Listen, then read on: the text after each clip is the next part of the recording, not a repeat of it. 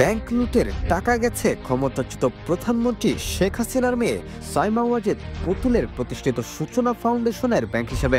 গত সরকারের মেয়াদে ব্যাংক দখল করে অর্থ লুটপাট করে সূচনা ফাউন্ডেশনের টাকার যোগান দিয়েছেন S Alam group, Beximco group সহ পিকে হালদাররা। সংশ্লিষ্ট সূত্রে জানা গেছে, এস আলমের দখলে থাকা ইসলামী ব্যাংক ও ইউনিয়ন ব্যাংক থেকেও সামাজিক দায়বদ্ধতা তহবিলের টাকা গেছে এই ফাউন্ডেশনের হিসাবে। এর বাইরেও আরো কয়েকটি বড় গ্রুপ থেকেও টাকার যোগান দেওয়া হয়েছে সূচনা ফাউন্ডেশনের। আর্থিক প্রতিষ্ঠান ও ব্যাংক লুটের দায়ে অভিযুক্ত পিকে হালদারও সূচনা ফাউন্ডেশনে টাকা দিয়েছেন। গত ৫ আগস্ট আওয়ামী লীগ সরকারের পতনের পর সাবেক প্রধানমন্ত্রী শেখ হাসিনা সহ তার পুত্র, কন্যা, বোন ও তার ছেলে মেয়ে সহ সরকারের ঘনিষ্ঠদের দুর্নীতির তথ্য সন্ধানের নামে বিভিন্ন সংস্থা, এতে তাদের নামে বেনামে ব্যাপক দুর্নীতি ও টাকা পাচারের চিত্র বেরিয়ে আসতে থাকে। শেখ হাসিনার মেয়ে সাইমা ওয়াজেদ পুতুলের নামেও বিভিন্ন অনিয়ম ও দুর্নীতির তথ্য প্রকাশ্যে আসে।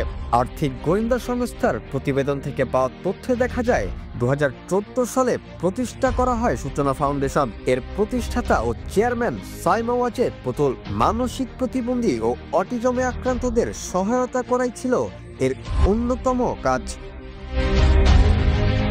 প্রতিষ্ঠার পর থেকেই সূচনা ফাউন্ডেশনের ব্যাংক হিসেবে বিভিন্ন ব্যক্তি ও প্রতিষ্ঠান থেকে জমা হয়েছে ১৭৯ কোটি টাকা। এর বিপরীতে খরচ দেখানো হয়েছে ১১৪ কোটি টাকা। বাকি ৬৫ কোটি টাকা জমা আছে। ওই অর্থসহ ব্যাংক হিসাবটি এখন জব্দ অবস্থায় রয়েছে।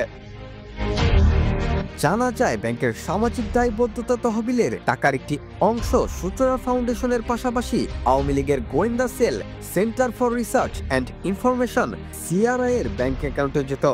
Rakibul Hasan, B news, Bangladesh.